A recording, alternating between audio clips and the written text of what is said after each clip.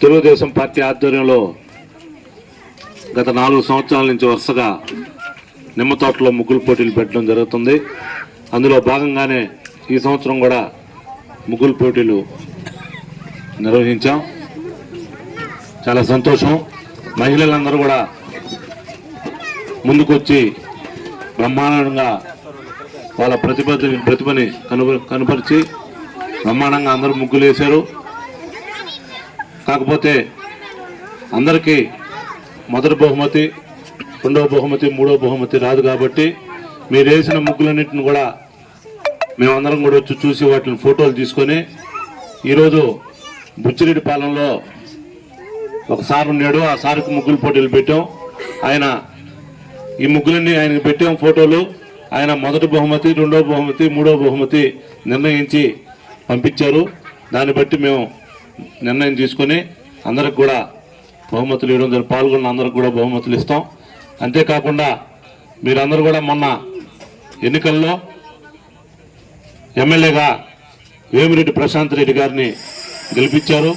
మన ఊర్లో కూడా మంచి మెజార్టీ తెప్పించినందుకు అందరికి కూడా తెలుగుదేశం పార్టీ తరఫున మీ అందరికి నమస్కారాలు తెలియజేస్తున్నాం. ముందు కూడా అభివృద్ధి పదంలో అయితేమి, అభివృద్ధి విషయంలో అయితేమి, మీకేమన్నా రేషన్ కార్డులు రావాల్సి ఉన్నా, పెన్షన్లు రావాల్సి ఉన్నా, మీకు ఏం కావాలన్నా కూడా మమ్మల్ని సంప్రదించండి. మా నాయకులు అందరూ ఉన్నాం. మమ్మల్ని సంప్రదిస్తే ఖచ్చితంగా తెలుగుదేశం పార్టీ తరఫున మీకు అన్ని రకాలుగా మేము సహాయం చేసేదానికి సిద్ధంగా ఉన్నాం. చంద్రబాబు నాయుడు గారు సూపర్ 6 అని మొన్న అన్ని హామీలు ఇవ్వడం జరిగింది. అవి అంచెలంచెలుగా చేసుకొని వస్తూ ఉన్నారు. అన్నీ కూడా మీకు ఆయన చెప్పినటువంటి సూపర్ 6 మొత్తం కూడా మీకు జరగడం జరుగుతుంది. అదేవిధంగా నిమ్మ తోటలో ఏదన్నా సమస్యలున్నా ఏమున్నా కూడా మీరు మా దృష్టికి తీసుకొస్తే ఖచ్చితంగా మేము మీ సహాయం చేసేదానికి సిద్ధంగా ఉన్నాం. ఈరోజు సంక్రాంతి సందర్భంగా మరోసారి మీ అందరికి కూడా తెలుగుదేశం పార్టీ తరఫున మా కృతజ్ఞతలు తెలియజేసుకుంటూ సెలవు తీసుకుంటాం. జిల్లా గ్రంథాలయ సంస్థ చైర్మన్ మరి పరవణ్ కుమార్ రెడ్డి ప్రోత్సాహంతో ఈ కార్యక్రమం ఏర్పాటు చేయడం జరిగింది. ఇది ఈ సంవత్సరమే కాదు, ఆయన చేతుల మీదుగా గత 3-4 సంవత్సరాలుగా ఇదే విధంగా జరుపుతా వస్తా ఉన్నాము.